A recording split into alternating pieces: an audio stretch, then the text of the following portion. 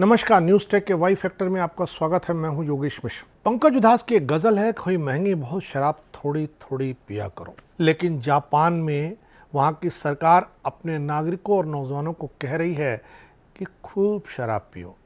Japan के लोगों ने शराब की लत से खुद को दूर कर लिया है, लेकिन आज जब शराब से घटते राजस्व का मामला सामने आया है तो सरकार अपने लोगों को कहने लगी है कि शराब पियो, खूब पियो, छक के पियो। हालांकि शराब की खराबी को लेकर के तमाम बातें कही जाती हैं, लेकिन जब सरकारी तौर पर शराब पीने की मुनादी पीटी जा रही हो तो कैसे कहा जाएगा कि सरकार जो बड़े बड़े विज्ञापन मद्य निषेध के लिए करती है, आबकारी और मद्य निषेध विभाग एक साथ चलाती है। जिन राज्यों में शराब बंदी होती है उन राज्यों में शराब की खपत बढ़ जाती है, तो शराब बंद करने या थोड़ी थोड़ी पीने की नसीहत को जायज़ नहीं माना जा सकता है।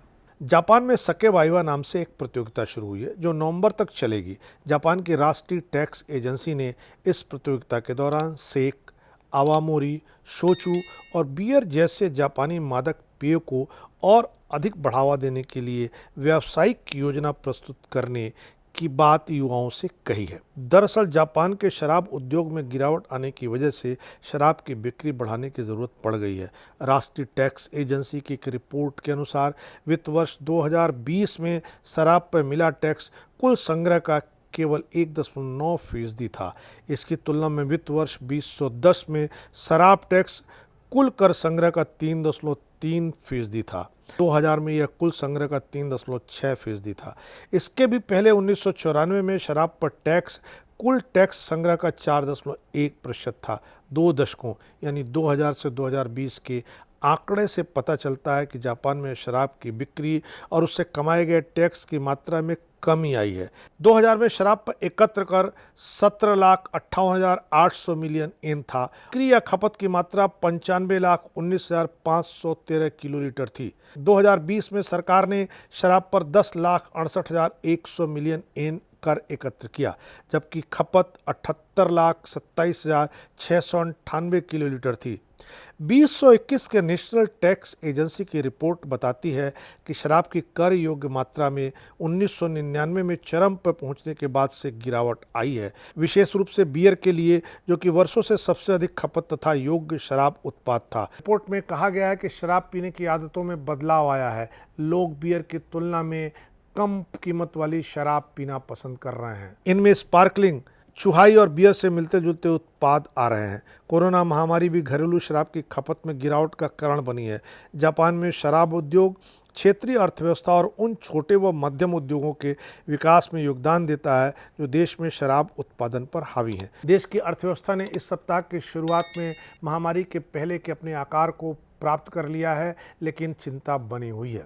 एक रिपोर्ट में कहा गया कि लॉकडाउन में ढील के बाद से निजी खपत में वृद्धि हुई है। हालांकि कीमतों में बढ़ोतरी लोगों को अवकाश और बाहर खाने पीने पर खर्च करने से रोक रही है। साकेबाइवा की वेबसाइट के अनुसार कोरोना वायरस महामारी के प्रभाव के अलावा जनसांख्यिकी परिवर्तन ने भी जापान में अल्कोहल पेय के उद्योग के सिकुड़ने में योगदान दिया है।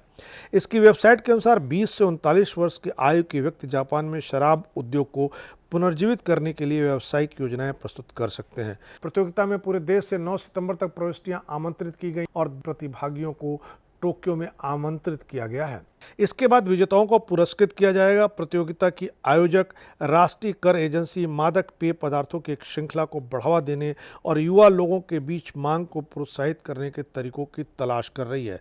वैसे जापानी सरकार ने शराब और बियर के उद्योग को बढ़ावा देने के लिए कई प्रयास किए हैं, जैसे उन्होंने राष्ट्रीय स्तर पर ऑनलाइन उत्सव का आयोजन किया है। ब्रूअरीज की एक ऑनलाइन रजिस्ट्री स्थापित की गई है। इसी के साथ स्थानीय शराब की अच्छाइयों के बारे में भी बताने के अभियान को हाथ में लिया गया है। इस अभियान में आंतरिक और विदेशी खातिरदारी में भी शराब के प्रचलन को तेज करने की बात कही गई है। इस लिहाज से हम देखें तो शराब का रिश्ता किसी भी सरकार के कर संग्रह से इतना सीधा जुड़ा हुआ है कि शराब को बंद करने और महंगी हुई शराब को कम पीने की नसीहतें सही नहीं है। शराब का बिकना भी उतना ही ज़रूरी है जितना कि शराब को लिमिट में पीना। इस तरह आप देख सकते हैं कि सरकारें शराब को लेकर के एक ऐसे दुधारी तलवार पर चलती हैं जिसमें हम आप सरकार की किसी नसीहत को एकदम गंभीरता से नहीं ले सकते हैं। सरकार को पैसा भी चाहिए, शराब की बिक्री भी बढ़ानी है, मद्य निषेध अभियान भी चलाना है। इस तरह सरकारों के इस चेहरे से बचने की जरूरत है। इस बार इतना ही, अगली बार फिर मिलेंगे किसी नए सवाल पर नए ढंग से बात करने के लिए। तब तक के लिए नमस्कार।